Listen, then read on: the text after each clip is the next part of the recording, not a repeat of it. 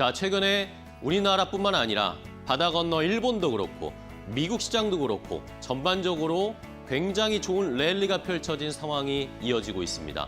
그런 상황, 한미일 주식시장의 최고치 랠리 경쟁을 함께 확인해 보도록 하겠습니다. 앵커 브리핑으로 함께 보시죠.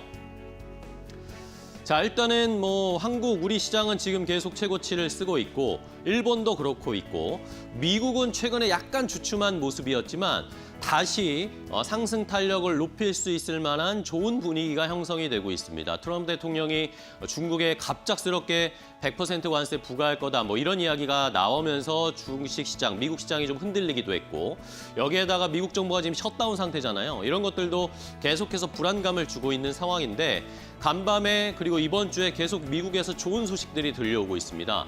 미국 정부 셧다운 이번 주에는 종료될 수 있다라는 그런 이야기가 나오고 있는데요. 백악관 쪽에서 지난 주말이었죠. 미국의 노킹스 시위라고 해서 트럼프 대통령에 대한 반발이 커져서 반 트럼프의 시위가 굉장히 크게 펼쳐졌습니다. 그런데 그 시위가 어쨌든 주말에 끝이 났고 그 다음 이제 이번 주에 셧다운이 종료될 수 있다. 민주당이든 공화당이든 이 셧다운 상황을 종료시킬 수 있을 만한 그런 협의가 이루어질 것이다라고 미국의 백악관의 헬싯 국가경제위원장이 이런 이야기를 간밤에 했습니다. 이러면서 시장이 또 좋은 흐름을 나타냈고요. 여기에다가 이번 주에 트럼프 대통령도 이번 주 다음 주에 이제 에이펙에서 시진핑을 만날 거다. 여기에서 뭔가 협의가 있을 거다라는 이야기도 역시 시장에는 긍정적인 영향을 줬습니다. 오해 해소에 도움이 될 것이다. 결국에는 미국과 중국이 어느 정도 타협하는 모습, 완전히 화해를 하고 협력적으로 나가진 않겠지만 이제는 분위기가 조금 달라질 수 있다라는 예상들을 하고 있습니다.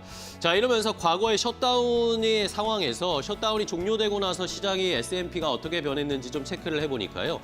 95년, 2013년, 2018년 이 정도의 셧다운 상황이 있었는데 셧다운 기간 중에는 이 지수 S&P 500 지수가 크게 움직이지는 않은 모습이었고요. 오히려 셧다운이 종료되고 나서 한 달 정도가 지나니까 지수가 완만하게 상승하는 그런 패턴을 보였다라고 생각을 했을 때 S&P 500 지수도 이제 상승 탄력을 조금 더 받을 수 있지 않을까. 그러면 정고점이 얼마 높지 않거든요. 그렇기 때문에 S&P 500 지수도 한 번 더 신고가 행진을 펼칠 가능성이 높아진 상황입니다. 자, 여기에다가 이제 추가적으로 일본으로 건너가 보겠습니다. 일본 시장도 지금 어제도 그렇고 오늘도 그렇고 주가가 계속해서 상승 탄력을 나타내고 있습니다. 니케이 지수가 계속 흔히 말하는 다카이치 랠리를 펼치고 있습니다. 자, 일본에서는 오늘 아마 첫 일본 여성 총리로 다카이치 사나의 자민당 총재가 총리로 취임할 것으로 예상이 되고 있습니다. 변함, 이상이 없는 한, 뭔가 변수가 없는 한은 그대로 총리로 지명될 가능성이 높은데요. 원래 자민당이 공명당이라는 당과 연정을 해서 정권을 꾸려가고 있었는데 공명당이 이 자민당과 이별을 선언했죠. 그리고 나서 다카이치가 안 되고 이제 야당 쪽에서 총리가 되는 거 아닌가라는 그런 이야기들이 있었는데 결국에는 자민당이 제2야당인 일본 유신회와 손을 잡았습니다. 이것은 약간 의외라고 하는 이야기들도 있지만 결국에는 자민당이 계속해서 드라이브를 걸기 위한 어쩔 수 없는 화해와 악수였다라고 하면서 이제 일본 유신회와 연정 수립을 하면서 다카이치 총리 후보자, 아마 예정자일 건데 이 사람이 총리를 맡게 됩니다. 이게 왜 중요하냐? 이 사람은 아베노믹스, 우리가 과거에 기억하시죠? 일본의 아베 총리의 경제정책이라든지 전반적인 정책을 굉장히 추종하는 사람입니다. 그러면서 아베노믹스를 계승하고 강화한 사나이노믹스가 이제 일본에 펼쳐질 것이다라는 예상들을 하고 있는데 그런 내용들, 구체적인 것들이 뭐냐면 금융 완화 정책, 지금 일본이 금리를 올리려고 하고 있는데 이 다카이치 사나이는 금리 올리는 것을 좀 고려해야 된다. 금리 올리지 말아야 된다라는 정책을 펼치고 있고요.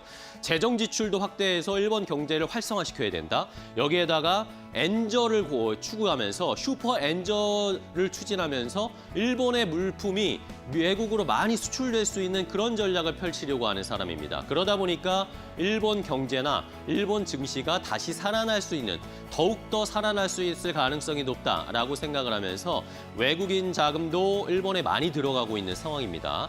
자, 이런 것들이 우리 시장에도 약간은 부담을 줄 수 있지 않을까. 특히 수출 같은 경우에는 또 일본과 경쟁을 치열하게 펼쳐야 되는 상황이기 때문에 일본 쪽에서의 상황도 저희가 면밀하게 지켜봐야 됩니다. 어쨌든 일본 시장도 지금 다카이치 랠리로 계속해서 고점을 높여가고 있습니다. 마지막 우리 시장입니다. 자, 우리 시장도 오늘 또다시 3,900선 근처까지 올라가고 있는 상황인데 10만 전자 눈앞에 두고 있고 50만 닉스도 눈앞에 두고 있고 4,000피까지 눈앞에 두고 있는 상황입니다. 결국에 두 축이죠. AI 반도체 슈퍼사이클 때문에 실적이 개선되고 있는 모습을 나타내주고 있고 여기에 여전히 정부가 증시를 부양하기 위한 정책들을 계속 펼치고 있습니다. 외국인은 코스피를 계속 사고 있습니다. 그런데 아직도 개인 투자자 여러분들 우리 시장을 의심하고 계신가요? 수급을 볼까요? 그대로 그 영향이 나타나고 있습니다. 자, 이재명 대통령이 당선된 이후에 외국인은 20조를 코스피에서 매수했는데 개인 투자자는 24조를 매도하고 있습니다. 10월 들어서도 외국인은 6조를 사고 있는데 개인 투자자들은 6조 넘게 팔고 있습니다. 추석 연휴 이후에도 여전히 외국인은 사고 개인 투자자분들은 매도하고 있습니다. 자, 우리 시장 일본과 미국과 신고가 랠리 경쟁을 펼치고 있는데요. 개인 투자자 여러분들은 여전히 팔고 계신데 앞으로 어떤 선택을 하실지 함께 잘 고민을 해봐야 하는 타이밍이다라고 말씀드리겠습니다. 앵커 브리핑이었습니다.